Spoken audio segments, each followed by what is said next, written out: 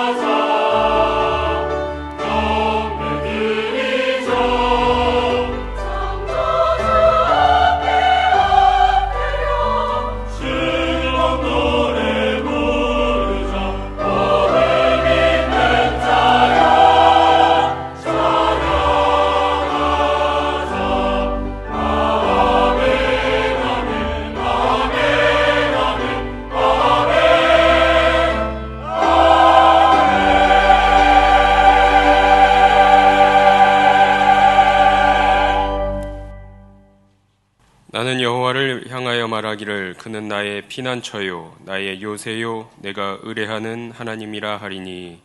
아멘. 우주 만물을 지으신 아버지 하나님, 사순절 첫째 주일을 기억하여 예배자리 사모하게 하심을 감사드립니다. 이 시간 드리는 예배 가운데 우리의 모든 허물을 자복합니다. 주께서 모든 죄악을 사하여 주옵소서. 말씀을 통해 새 힘과 능력을 얻는 귀한 예배 되도록 주님 임재하여 주옵소서. 감사드리며 예수 그리스도의 이름으로 기도드리옵나이다. 아멘.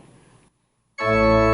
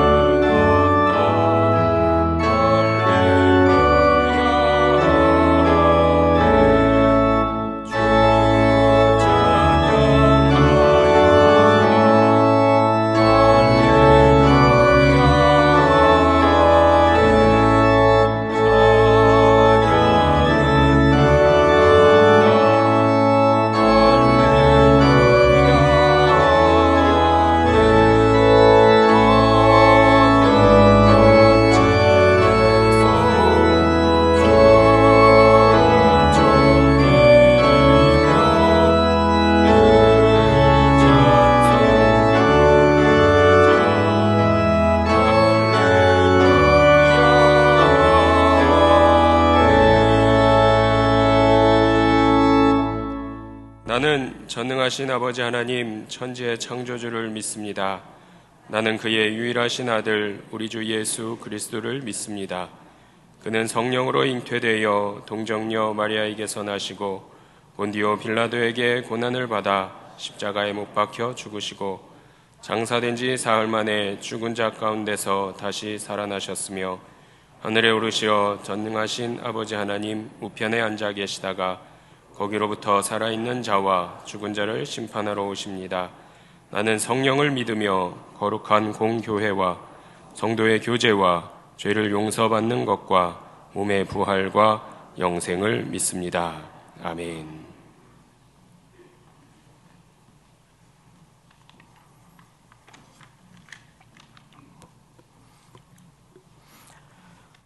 사랑하는 아버지 하나님, 오늘도 거룩한 주일 저희들을 주님 앞으로 인도하여 주시고 신령과 진정으로 예배드리게 하시니 감사합니다. 특별히 저희들이 사순절 첫째 주일을 보내며 예수님의 십자가의 고난과 그 사랑을 깊이 묵상하기를 원합니다. 하나님, 이 사순절 기간을 통하여 주님과의 첫사랑이 회복되게 하여 주시옵소서. 하나님의 창조 질서와 성경적 가치관을 버리고 하나님의 진리를 떠난 모든 죄에서 저희들을 용서하여 주시고 회복시켜 주시기를 간절히 원합니다. 역사를 주관하시는 하나님, 며칠 후면은 3.1운동이 일어난 지 104주년이 됩니다. 이 땅에 자유를 주시고 대한민국의 역사를 인도하시는 하나님께 감사와 찬양을 올려드립니다. 이 땅을 주님 친히 다스려 주시고 하나님의 정의를 행하며 성경적 진리를 지키는 대통령과 모든 위정자들이 되게 하여 주옵소서.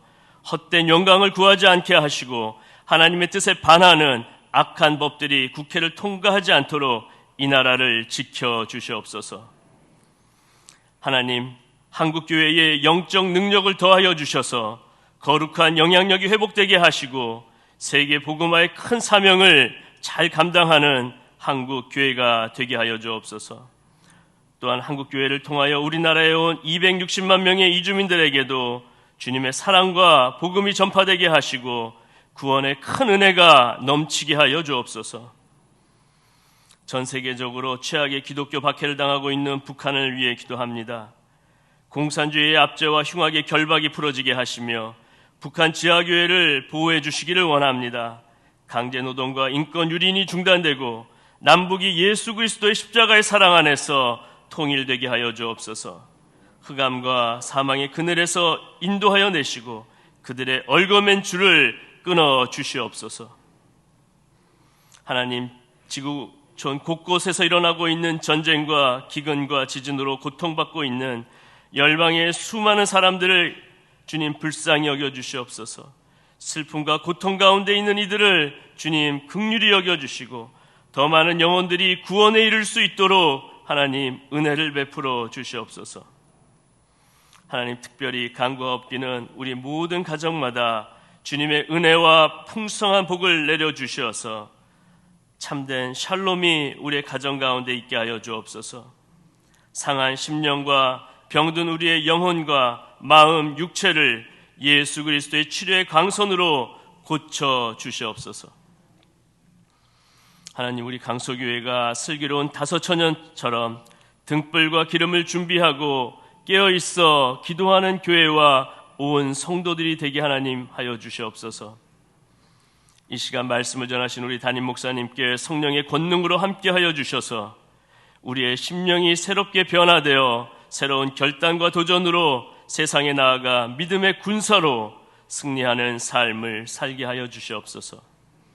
할렐루야 찬양대의 찬양을 기뻐 받아주시고 이 시간 하늘문을 여시고 우리 가운데 임재하셔서 저희들이 드리는 예배와 찬양을 통하여 영광 받아주시고 주의 얼굴을 우리 모두에게 이 시간 비춰 주시옵소서. 마라나타 다시 오실 만왕의 왕 예수 그리스도 이름으로 기도드렸습니다. 아멘.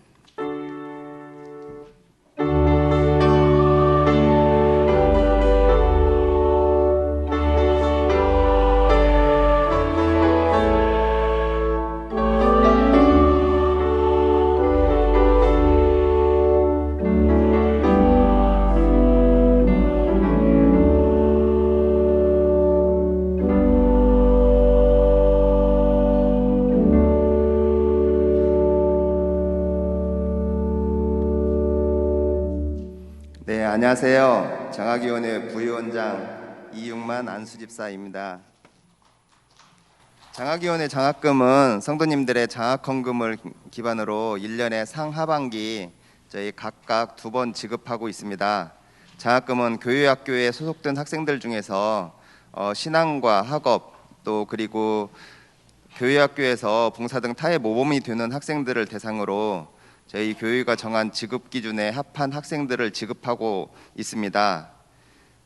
성도님들의 귀한 장학헌금이 더 아름답고 귀하게 쓰여질 수 있도록 많은 관심과 기도 부탁드리며 또 우리 학생들에게 더 많은 사랑과 격려도 부탁드립니다. 2023년도 상반기에는 중등부 13명, 고등부 14명, 청년부 8명, 총 35명의 장학생을 선발하였습니다. 호명되는 장학생 대표는 앞으로 나와 주시기 바랍니다.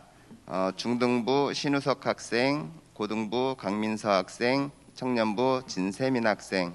시상은 교회학교 학교장이신 우리 담임 목사님께서 해주시겠습니다. 우선 먼저 중등부 신우석 학생,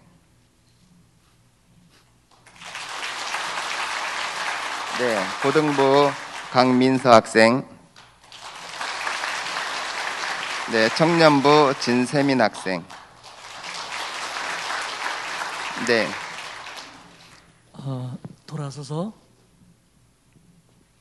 네, 인사드릴 때에 큰 박수로 한 번 더 축하해 주시기 바랍니다. 감사합니다. 네, 제자리에 들어가 주세요.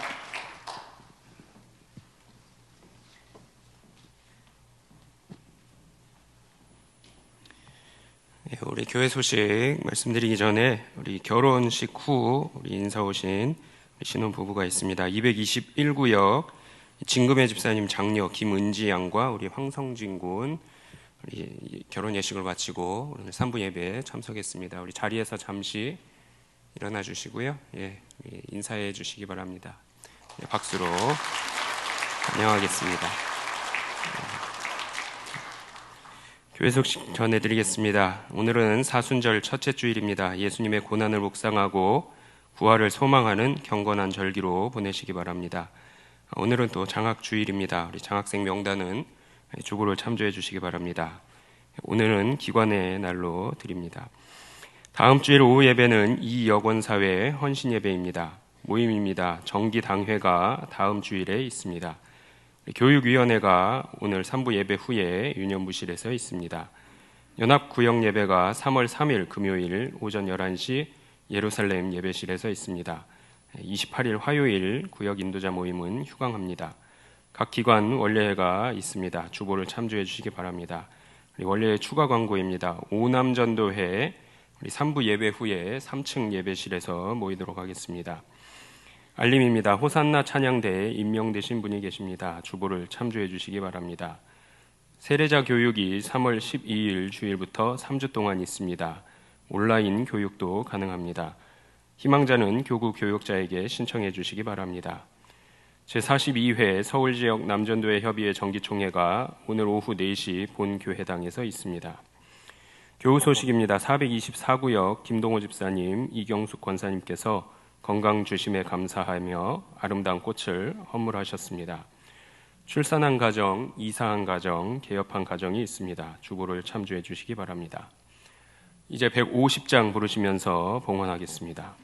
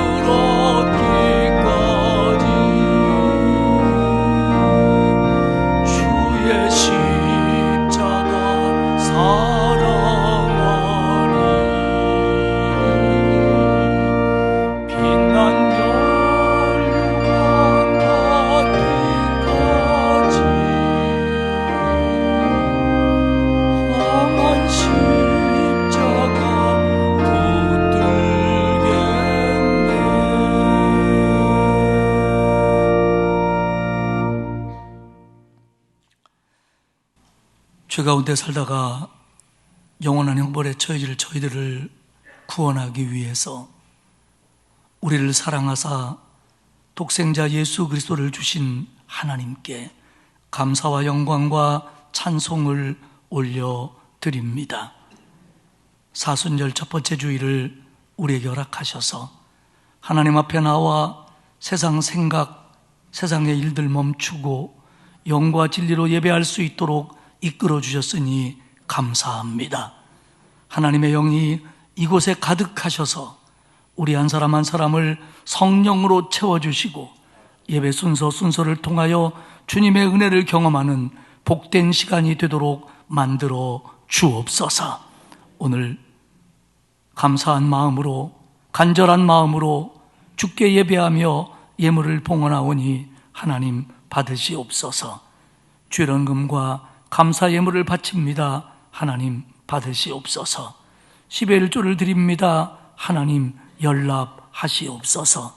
그리고 드린 손길들 위에 은혜와 복을 주사 영적으로 육적으로 풍성하며 기도마다 응답되게 하시옵소서. 구제헌금, 장학헌금, 국내외 선교헌금도 바칩니다. 하나님 받으시옵소서. 그리고 이 물질이 쓰여지고 보내질 때에 그리스도의 사랑이, 교회의 사랑이 이웃들에게 전해지게 하시고 복음이 확장되는데 소중한 예물이 되도록 하나님 써 주옵소서. 간절한 마음으로 서원헌금을 드리는 마음마다 응답해 주시고 오늘 국호지 예물을 드리는 권사님의 가정을 축복하셔서 나이 들어가며 더욱더 건강하고 그리고 기도마다 응답되는 복으로 채워 주옵소서.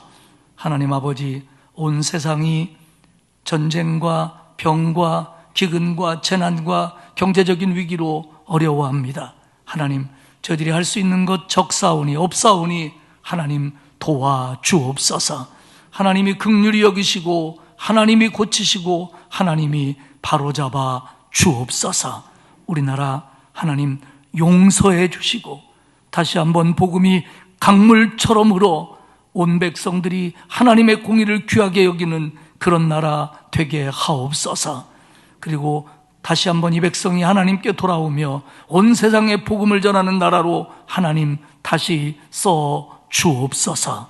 하나님, 우리 교회 성도들을 늘 붙들어 주시니 고맙습니다. 영적으로 충만하게 하시고 마음에 평안하게 하시고 육적으로 건강하게 하시되 연로하신 어른들, 병약한 성도들을 치유하시고 항암 치료 등 어려운 과정 중에 있는 성도들을 날마다 신유의 은혜로 붙잡아 주옵소서.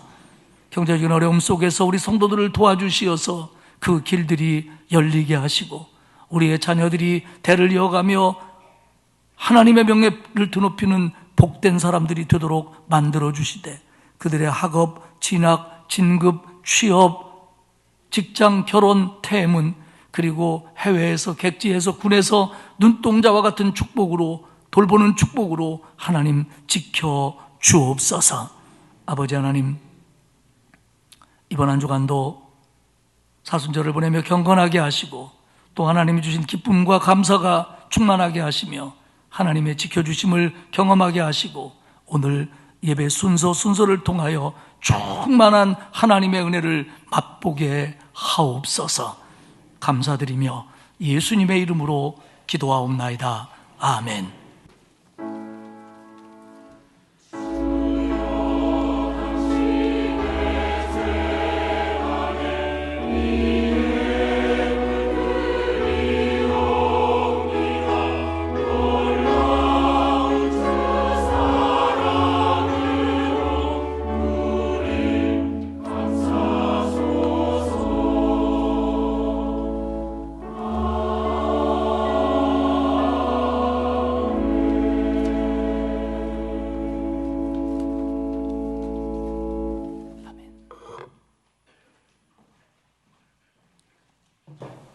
오늘 우리에게 주신 하나님의 말씀은 요한복음 4장 46절에서 54절까지 말씀입니다. 신약성경 149페이지입니다. 요한복음 4장 46절에서 54절까지 말씀 봉독하겠습니다. 예수께서 다시 갈릴리 가나에 이르시니 전에 물로 포도주를 만드신 곳이라. 왕의 신하가 있어 그의 아들이 가버나움에서 병들었더니 그가 예수께서 유대로부터 갈릴리로 오셨다는 것을 듣고 가서 청하되 내려오셔서 내 아들의 병을 고쳐주소서 하니 그가 거의 죽게 되었음이라. 예수께서 이르시되 너희는 표적과 기사를 보지 못하면 도무지 믿지 아니하니라. 신하가 이르되 주여 내 아이가 죽기 전에 내려오소서. 예수께서 이르시되 가라 내 아들이 살아있다 하시니 그 사람이 예수께서 하신 말씀을 믿고 가더니 내려가는 길에서 그 종들이 오다가 만나서 아이가 살아있다 하거늘 그 낫기 시작한 때를 물은즉 어제 7시에 열기가 떨어졌나이다 하는지라. 그의 아버지가 예수께서 내 아들이 살아있다 말씀하신 그때인 줄 알고 자기와 그 온 집안이 다 믿으니라. 이것은 예수께서 유대에서 갈릴리로 오신 후에 행하신 두 번째 표적이니라. 아멘. 할렐루야 찬양대에 높으신 주 찬양 후에 담임 목사님께서 여인의 믿음, 신하의 믿음이라는 제목으로 말씀 선포하시겠습니다.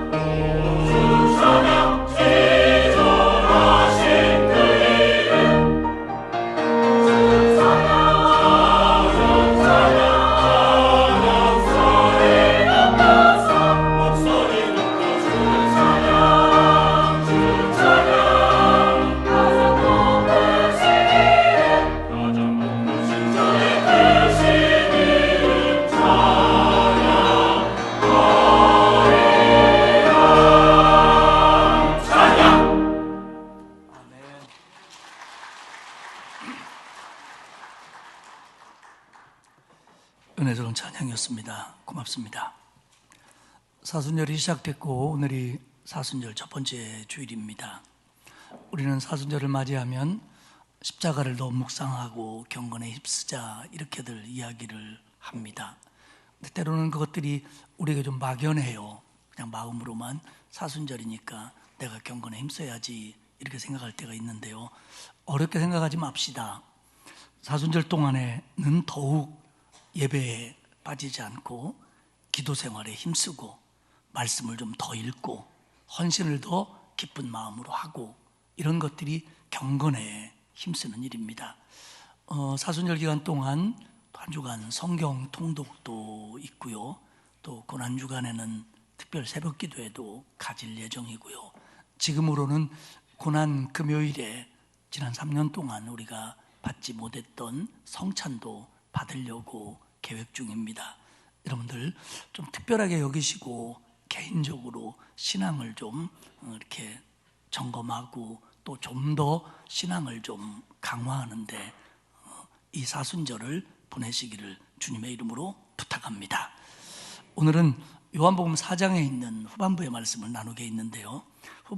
요한복음 4장 후반부에는 두 가지 내용이 들어 있습니다. 하나는 사마리아 수가성 우물가에서 예수님을 만난 여인이 예수님과 대화한 후에 어떤 행동을 했는지, 그리고 그 뒤에는 갈릴리 가나에서 왕의 신하의 아들을 고쳐주신 요한복음의 두 번째 표적에 대해서 기록을 하고 있습니다. 첫 번째는 사마리아 여인이 주님을 만난 뒤에 어떻게 했는지를 생각해 보려고 합니다. 제자들이 마을로 먹을 것을 사러 갔다가 돌아와 보니까 우물가에서 예수님과 사마리아 여인이 진지하게 이야기를 하고 있었습니다. 4장 27절에 보면 이때의 제자들이 돌아와서 예수께서 여자와 말씀하시는 것을 이상히 여겼으나 무엇을 구하시나이까? 어찌하여 그와 말씀하시나이까? 묻는 자가 없더라. 그러니까 제자들은 이 광경이 이상했습니다. 그런데 여기서 이상히 여겼다라고 하는 이 말의 의미는 놀랬다, 그런 뜻입니다. 그러니까 예수님께서, 유대인이신 예수님께서 사마리아 여자와 저렇게 얘기하는 게 제자들이 보기에도 놀랬다는 겁니다. 그래서 그들은 묻고 싶었던 거예요. 여인한테는 당신 예수님한테 뭘 원하는 겁니까? 예수님에게는 왜 저런 여자하고 얘기하십니까? 라고 묻고 싶었는데 예수님이 하신 일이니까 뜻이 있겠지, 그리고 차마 묻지 못했다는 겁니다. 이처럼 사회 통념상 제자들까지도 유대인의 남자가 사마리아 여자와 이야기하는 것은 이건 아니지, 이렇게 생각할 때였다는 겁니다. 그런데 예수님은 이런 통념을 깨시고 만민의 구세주로서 사마리아 여인까지, 사마리아 사람까지 구원하기 위해서 대화를 하셨고 그들 속으로 가고 계신 겁니다. 예수님과 대화를 마친 이 여인, 사마리아 여인은 요한복음 4장 28절과 29절에 보면 여자가 물동이를 버려두고 동네로 들어가서 사람들에게 이르되 내가 행한 모든 일을 내게 말한 사람을 와서 보라, 이는 그리스도가 아니니, 이렇게 이야기를 합니다. 여인은 예수님과 대화를 한 다음에 물동이를 버려두고 동네로 달려갔습니다. 여인이 물동이를 두고 간 이유는 그 물동이로 예수님이 물을 좀 또 잡수실 수 있도록 한 거다, 혹은 동네까지 가려면, 빨리 가려면 거추장스러우니까 던진 거다라는 의미를 해석할 필요는 없습니다. 분명한 건 사도 요한이 여기서 그냥 여인이 동네로 들어갔다, 동네로 빨리 달려갔다 라고 말하지 않고 물동이를 버리고 갔다라고 쓴 데에는 그만한 이유가 있다는 겁니다. 그 뭐냐면 예수님이 주시는 물은 이제 그 여인이 얻고 싶어하는 생명수를 얻는 데는 이런 종류의 그릇은 더 이상 필요하지 않다는 것의 상징입니다. 지금까지 여인의 삶 속에서 이 물동이는 나름 그 여인에게 중요한 거였습니다. 하지만 이제 그 여인이 생을 목마르지 않게 하는 영생수를 얻는 데는 이 그릇이 필요한 게 아니다라는 걸 여인이 깨달았다는 것을 우리에게 알려주고 싶어서 여기에 기록을 그렇게 한 겁니다. 여인은 급하게 달려가서 동네 사람들에게 외쳤습니다. 내가 행한 일을 내게 말한 사람이 있다. 내가 지금까지 어떻게 살아왔는지 나한테 말한 사람이 있다. 알고 있는 사람이 있다. 와서 보라. 이는 그리스도가 아니냐. 사회적으로 소외당했고요, 다른 사람 만나는 걸 기피했고, 그래서 남들이 물길로 오지 않는 시간인 대낮에 물길로 오던 그 위축된 여인의 모습은 간데 없고요, 너무 당당하고 너무 적극적으로 지금 외치고 있는 겁니다. 내가 행한 모든 일을 내게 말한 사람이 있다. 와서 보라. 근데 사실 따지고 보면 여인이 지금까지 살아온 걸 예수님이 다 말한 건 아닙니다. 여인이 행한 일을 다 말한 분은 아닙니다. 예수님은 그저 그 여인에게 5명의 남편이 있었고 지금도 다른 남자랑 살고 있다라는 걸 말씀했을 뿐인데, 여인의 생각은 생전 처음 보는 유대인이 나에 대해서 저렇게 알고 있다면 내 모든 걸 다 알고 있겠구나, 이렇게 생각했을 겁니다. 에드워드 클링크는 이 여인에 대해서 재밌는 표현을 해요. 뭐라고 하냐면 그 여인의 말은 용서할 만한 과장이었다, 이렇게 얘기합니다. 그러니까 이 여인이 지금 나한테 모든 걸 다 얘기해 줬다라고 하는 건 그냥 용서할 만한 과장이었다. 물론 우리 기독교인들이 막 과장을 하고 이러는 것이 다 괜찮다는 게 아닙니다. 막 어디 가서 뻥치고 다니고 이러면 된다는 말이 아닙니다. 그러나 적어도 여기서의 여인은 그저 용서해 줄 만한 과장이었다는 겁니다. 성서학자들은요, 이 여인이 우물가에서 예수님하고 만나고 요 정도 얘기한 거 가지고 정말 이 여인이 예수님을 메시아라고 100% 믿었느냐 아니었느냐 가지고 조금 의견이 나뉩니다.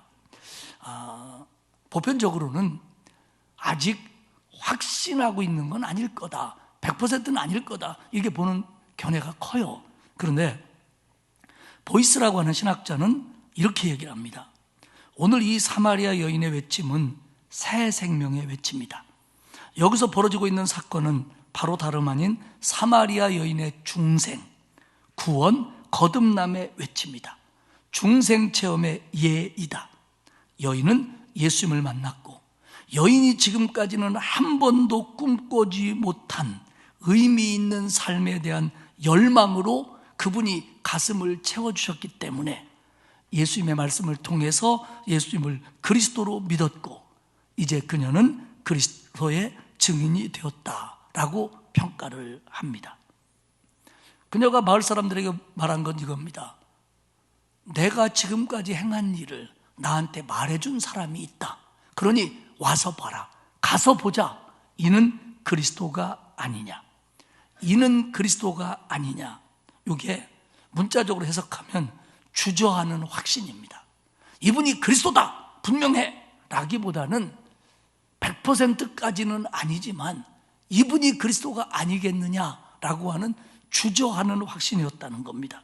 그러니까 이 여인도 사마리아 사람을 위한 유대인의 구세주, 사마리아 사람을 구원하는 유대인 구세주에 대한 이해가 아직 100% 확신까지는 오지 않았을 거라는 겁니다. 그런데 여기서 사용한 이는 그리스도가 아니냐라고 하는 이 부정분사 구문은 내용상의 의미는 이런 겁니다. 아마 이분이 메시아일 거다, 혹은 이분이 마침내 메시아일 거다, 나는 그렇게 생각한다. 그러니 너희가 와서 한번 봐라 라고 하는 의문을, 질문을 그들에게 던지고 있다라고 하는 겁니다. 여인의 이 말에 대한 동네 사람들의 반응은 그들이 동네에서 나와 예수님께로 옵니다. 사마리아 여인의 증언에 대한 동네 사람들의 반응은 대단히 고무적이었습니다. 아시다시피 이 여인은 동네에서 그렇게 신뢰받는 여인이 아니었습니다.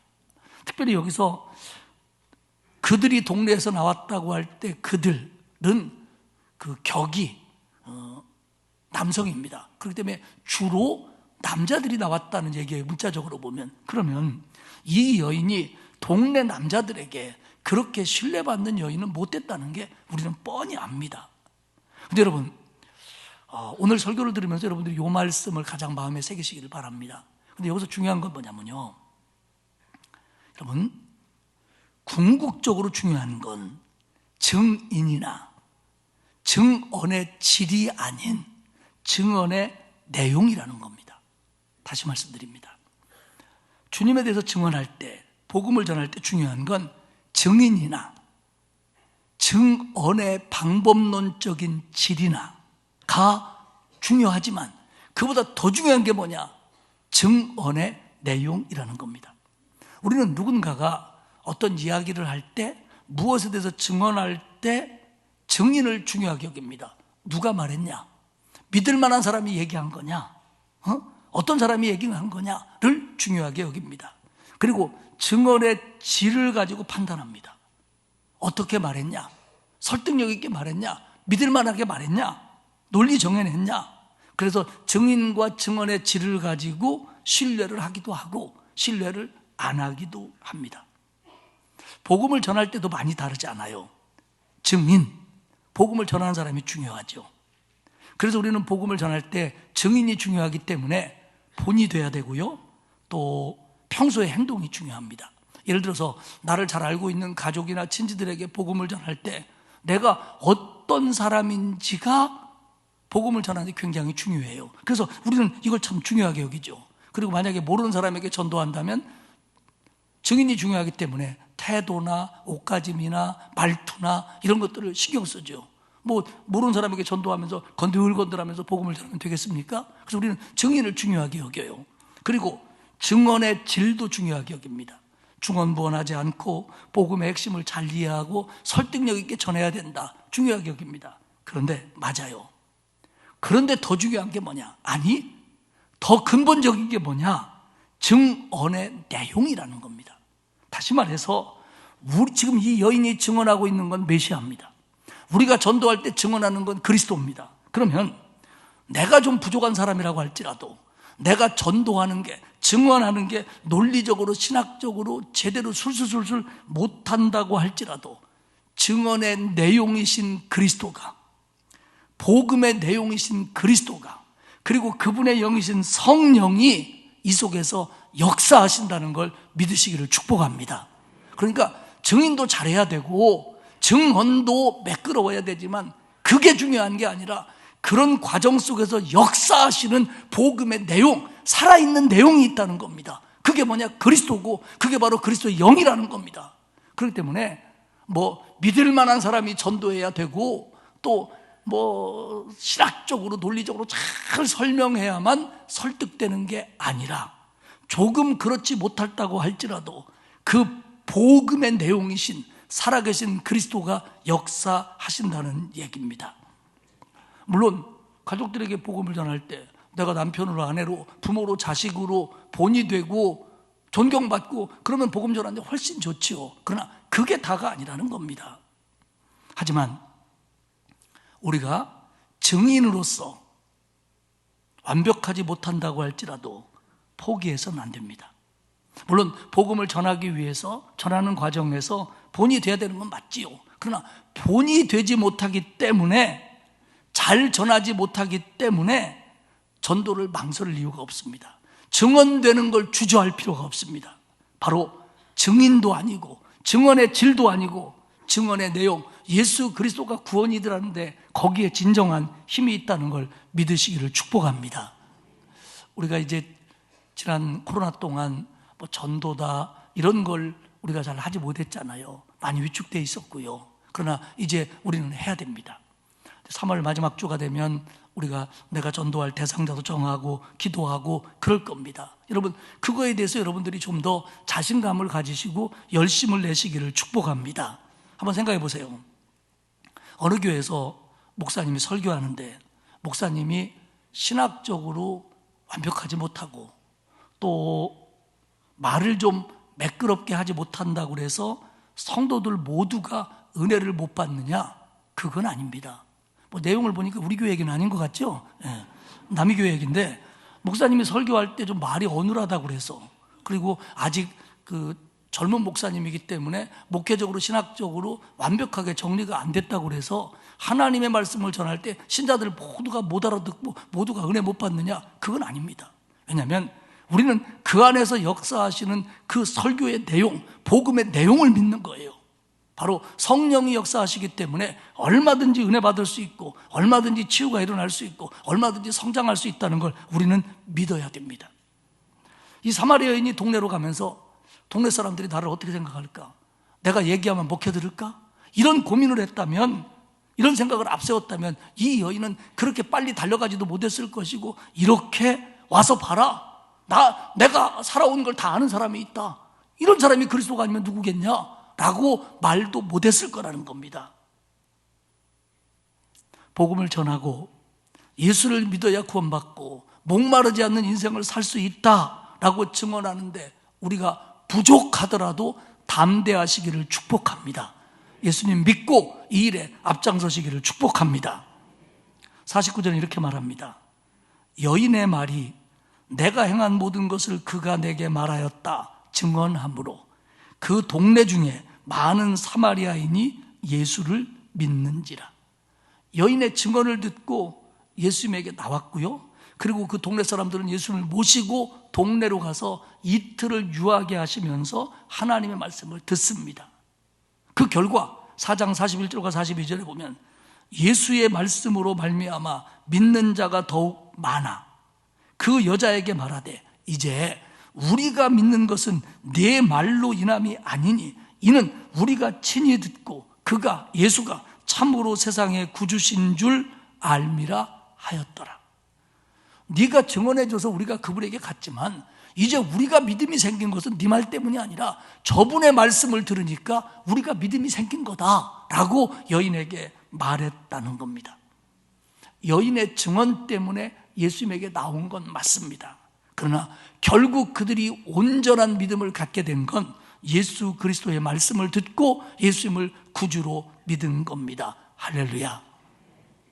여인의 증언에 근거했던 초보적인 믿음이 예수님의 말씀을 통하여 더욱 튼튼해지고 공고히 되었다는 겁니다. 예수님은 사마리아 사람들에게 친절하셨고요, 그들의 필요에 관심을 보이셨고요, 그들에게 성경을 충실하게 가르쳐줬습니다. 영원히 목말랐던 그들은 복음의 기쁜 소식을 듣게 했고요, 그리고 예수를 믿게 된 겁니다. 사랑하는 여러분, 누군가가 예수를 믿는 건 증인의 힘도 아니고 증인의 책임도 아닙니다. 엄밀히 얘기하면 누군가가 예수를 믿는 건 증인의 힘도 아니고 증인의 책임도 아닙니다. 그러나 그 모든 건 뭐냐면 성령의 역사입니다. 하지만 그렇게 되기까지 증인의 역할은 중요합니다. 그래서 우리가 예수 믿고 구원받고 그리고 가능하면 본이 되고 가능하면 좀 잘 전하고 이런 게 다 중요하죠. 그래서 우리가 증인의 역할을 감당하지만 우리가 주저하지도 않아야 될 이유는, 교만해서도 안 되는 이유는 나 때문이 아니라 그리스도 때문이라는 걸 아시기를 축복합니다. 그러나 그리스도의 역사 속에서 증인들은 언제나 있어 왔고 그들의 역할은 소중합니다. 이 여인이 그러하듯이 말입니다. 요한복음을 기록한 목적은 예수님을 모르는 사람들이 예수를 구주로 믿고 거듭나고 구원받게 하기 위한 것이 첫 번째고요, 예수를 믿고 있는 사람들이 이 말씀을 통해서 더 믿음이 자라나기를 원하는 마음으로 썼던 게 두 번째입니다. 왜냐하면 그렇게 돼야 증인이 될 수 있기 때문에 그런 겁니다. 두 번째는 요한복음의 두 번째 표적인 왕의 신하의 아들을 고친 내용입니다. 46절에 보면 예수님이 다시 갈릴리 가나로 가셨습니다. 그 가나는 물로 포도주를 만드는 기적을 일으켰던 곳입니다. 근데 가버나움에 있던 왕의 신하가 자기 아들이 병들어 죽게 된 것을 예수님에게 고쳐달라고 하기 위해서 가버나움에서 가나까지 왔습니다. 47절에 보면 그가 예수께서 유대로부터 갈릴리에 오셨다는 것을 듣고 가서 청하되 내려오셔서 내 아들의 병을 고쳐주소서 하니 그가 거의 죽게 되었습니다. 왕의 신하, 당시 갈릴리를 다스리고 있던 분봉왕 헤롯 안티파의 신하였을 겁니다. 지난번에도 말씀드렸지만 분봉왕이라고 하는 것은 엄밀히 말해서는 왕이 아니에요. 왕이면 뭐 아들을 세자책봉하고 또 왕을 시키고 이게 왕인데, 이 분봉왕이라고 하는 것은 로마에 의해서 일정한 지역을 다스리도록 임명된 왕입니다. 그래서 엄밀히 말하면 영주 같은 거예요. 임명받은 영주. 그러나 그들은 그때 이를 왕이라고 불렀습니다. 근데 이 사람이 가버나움에서 예수님이 있는 가나까지 옵니다. 이 거리는 40km쯤 됩니다. 그런데 고도 차이가 400m쯤 납니다. 그러니까 가버나움에서 가나를 가려면 40km를 계속 오르막길을 가야 된다는 거예요. 그때는 걸어 다닐 때입니다. 그렇기 때문에 이 거리를 오르막으로 간다는 것은 결코 쉬운 일만은 아니었어요. 근데 왕의 신하는 달려와서 예수님에게 뭐라고 했냐면 내려오셔서 가버나움으로 내려가셔서 내 아들의 병을 고쳐주십시오. 지금 죽게 생겼습니다. 급합니다. 그래서 48절에 예수님이 이렇게 얘기합니다. 예수께서 이르시되 너희는 표적과 기사를 보지 못하면 도무지 믿지 아니하리라. 여기가 가나입니다. 요한복음에 의하면 물로 포도주를 만든 기적을 일으킨 곳이 여기입니다. 근데 여기에 있는데 가버나움에서 온 거예요. 요한복음에서 요한은요, 표적이라는 말을 즐겨 쓰지 기사라는 말을 잘 안 씁니다. 근데 여기서는 표적과 기사라고 했는데 기사는 요한복음에서 여기 한 번 나오는데 뉘앙스가 부정적입니다. 무슨 얘기냐면 예수님 당시의 사람들이 너무 기사, 이적 이런 것들만 일으켜주길 바라고 그런 것들만 따라다니려고 하다 보니까 그것을 일으키는 예수 그리스도가 하나님의 아들 구주인 것은 잊고 아니면 중요하게 여기지 않고 그분을 통해서 나타나는 이것만 가지고 들떠 있었다라는 얘기입니다. 그러니까 이 기적만 보고 기사만 보면 와 이런 거 있었다 이런 게 있었다 이러지 그걸 일으키는 그분이 누구인지는 자꾸만 잊고 있다는 겁니다. 지금 여기가 가나입니다. 예수님은 좀 전에 사마리아에서 아무런 기적을 일으키지 않고 말씀만으로 수많은 사람들을 믿게 만들었습니다. 그런데 지금 이 가나에 둘러선 사람들은 저번에도 어떤 기적을 일으켰는데 이번에는 뭘 일으키려나? 이렇게 해서 몰려들었다라는 것에 어떤 모습을 우리가 볼 수 있는 겁니다. 하지만 예수님이 뭐라 하든 왕의 신하는 다릅니다. 40절 보면 청하되 여기서 청하다라는 말은 반복적이고 지속적이고 끈질긴 간청을 나타내는 동사입니다. 지금 이 왕의 신하가 와서 예수님 우리 아들 죽게 생겼습니다. 가버나움으로 갑시다 라고 이 말하는 이 청함은 반복적이고 지속적이고 끈질긴 간청입니다. 여러분 이게 기도입니다. 49절에 보면 신하가 이르되 주여 내 아이가 죽기 전에 내려오소서. 제발 좀 내 아이가 죽기 전에 좀 가주십시오. 내 아이가 이젠 신하의 위치가 아니라 아버지로서 반복적으로 지속적으로 끈질기게 기도를 합니다. 그렇게 간청합니다. 여러분 기도가요 한두 번 했더니 응답 안 되는 것 같다 아닌 게배 이러면 안 됩니다.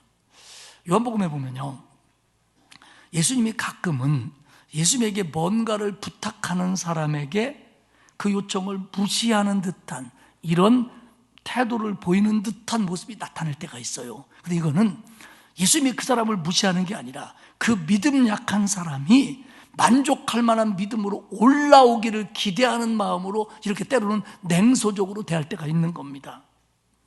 계속 아버지가 간청하니까 50절에 예수님이 이렇게 드디어 얘기합니다. 가라 내 아들이 살아있다 하시니 그 사람이 예수께서 하신 말씀을 믿고 가더니 가라 네 아들 살아있다. 그랬더니 그 사람이 예수께서 하신 말씀을 믿고 가더니 너 이제 가도 좋아 가 아니고 가라 명령하셨습니다. 내 아들이 살아있다. 이것은 미래 시제를 포함한 현재 시제입니다. 내 아들이 살아있다. 그리고 미래 시제를 포함합니다. 살 거다. 그래서 다른 번역들은 이 번역을 살 것이다 라고 번역한 성경들도 많이 있습니다. 그런데요 호칭이 재밌어집니다.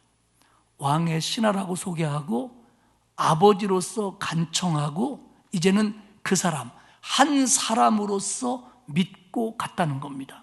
즉 신하라고 하는 지위도 지금 아픈 상황을 만난 이 급한 상황을 만난 아버지로서가 아니라 한 사람으로서 예수의 말씀을 믿고 갔다는 겁니다. 무슨 얘기냐면 지푸라기라도 잡으려고 하는 심정이 아버지에게 있지 않았겠습니까? 그거 말고 한 사람으로서 내 말을 믿어라. 한 사람으로서 예수의 말씀을 믿고 그는 돌아갔다는 겁니다. 할렐루야. 여러분 지금 가나에서 이 사람에게 예수님이 아무런 표적도 안 보이셨습니다. 구체적인 얘기도 안 하셨습니다.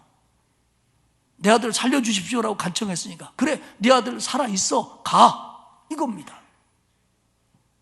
여기서 예수님은요 표적이 안 나타나는데도 예수님의 말씀이라면 믿어야 되는 이런 필사적인 믿음 이런 간절한 믿음을 그 사람에게 요구하고 있는 거예요.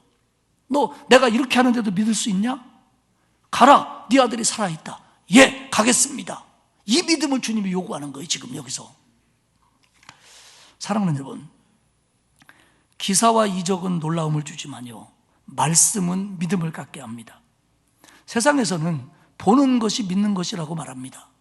하지만 성경은 믿어야 보인다라고 말합니다. 현대사회는요, 과학적으로 증명되고 논리적으로 설명되고 개인적으로 체험되는 것이 진짜라고 말합니다.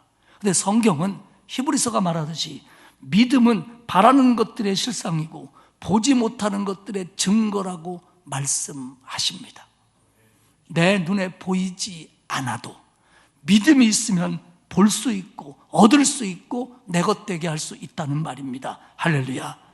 그 사람은 한 사람으로서 예수 그리스도의 말씀을 믿고 필사적인 믿음으로 돌아갑니다. 여러분, 믿음과 순종의 관계는 이런 거예요. 믿음은 예수가 그리스도다, 저분이 말씀하신 건 저분의 말씀이라면 저분은 꼭 행하신다, 이런 신뢰가 믿음입니다. 그리고 이 믿음은요, 그런 신뢰가 있기 때문에 그분의 말씀을 내가 행동으로 순종하는 것으로 절정에 이르는 겁니다. 다시 말씀드립니다. 믿음이 뭐냐?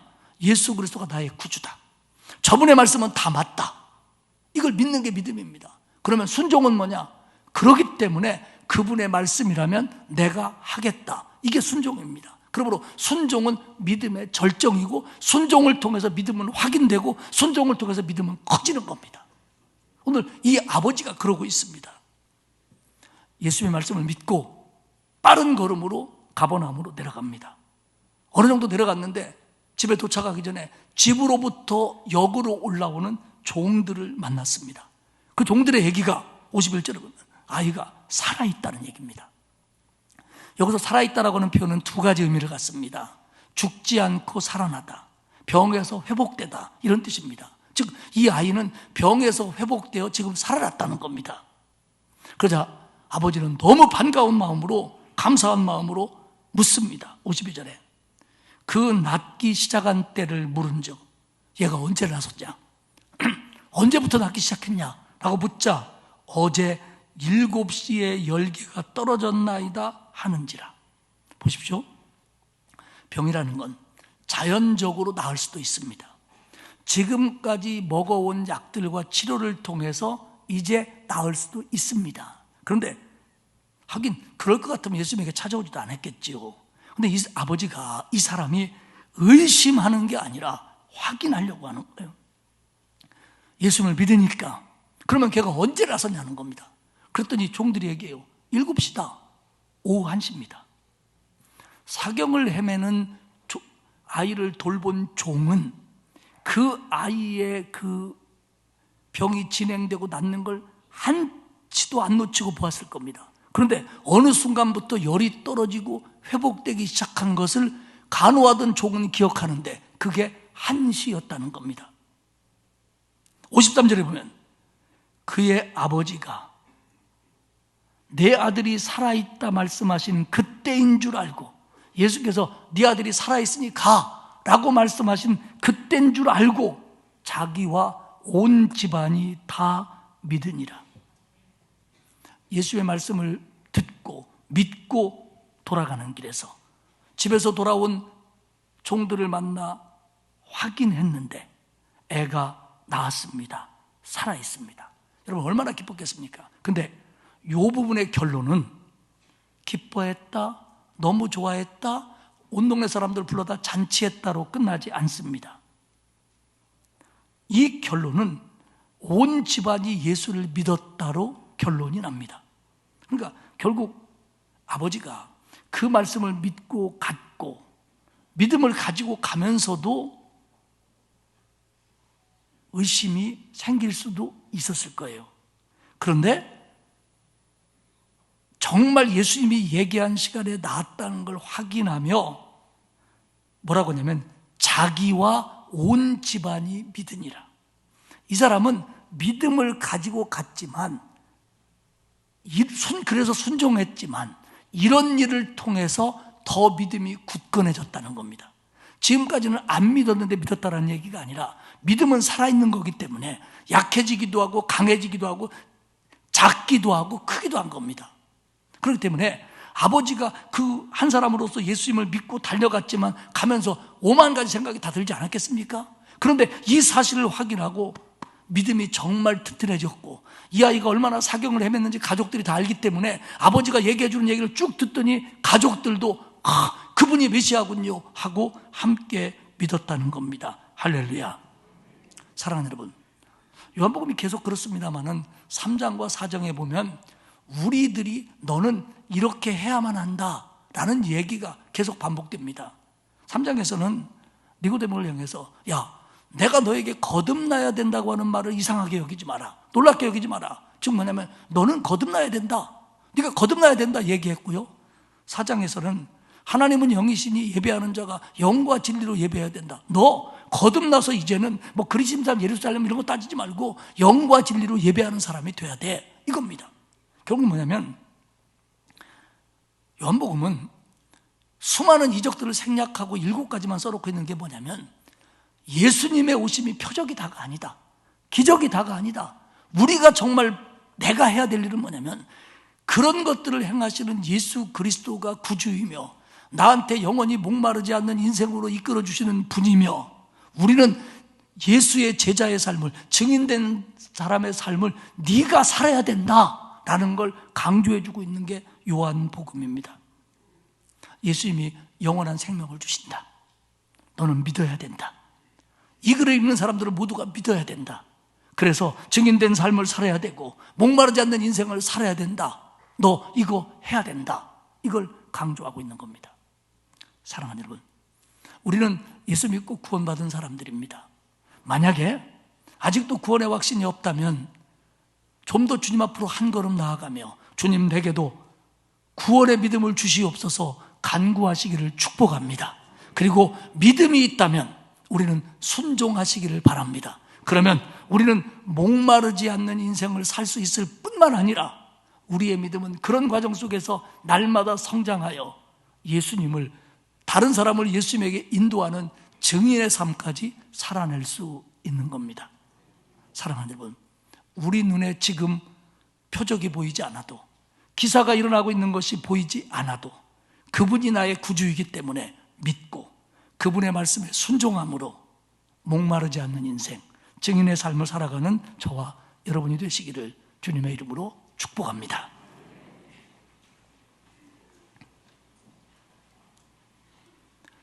사랑이 많으신 아버지 하나님 고맙습니다.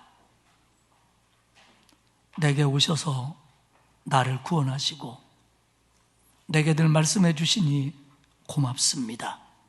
우리 모두가 예수님을 믿게 하시고 믿기에 그 말씀에 순종함으로 응답받고 열매 얻고 그리고 목마르지 않는 인생을 살며 다른 이들에게 증인의 역할을 감당하는 그런 삶을 살도록 우리에게 은혜를 더하여 주옵소서. 하나님, 우리 모두가 믿음이 더 성장하여 더 순종함으로 그래서 더 성장하는 그런 믿음들 되게 하옵소서. 감사드리며 예수님의 이름으로 기도합니다. 아멘. 545장 찬송하겠습니다.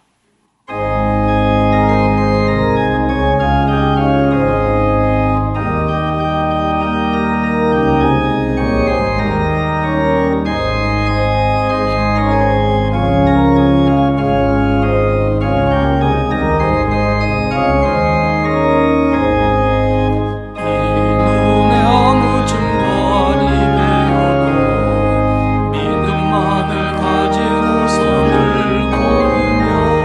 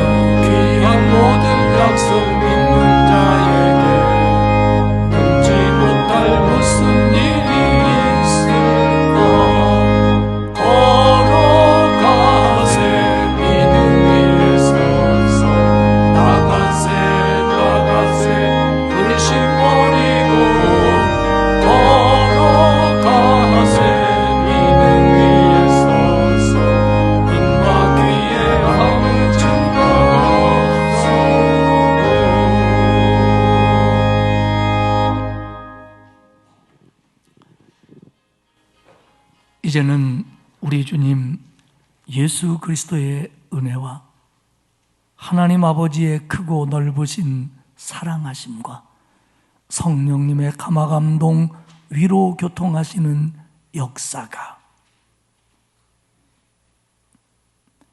주님의 말씀을 믿고 그 말씀에 순종함으로 목마르지 않는 인생을 살고 그리스도인의 증인으로 살 것을 소망하는 온 성도들 머리머리 위에와 그 가정과 자녀와 일터 위에와 그리고 우리 교회와 이 나라 위에 이제로부터 영원까지 함께하옵시기를 간절히 축원하옵나이다. 아멘.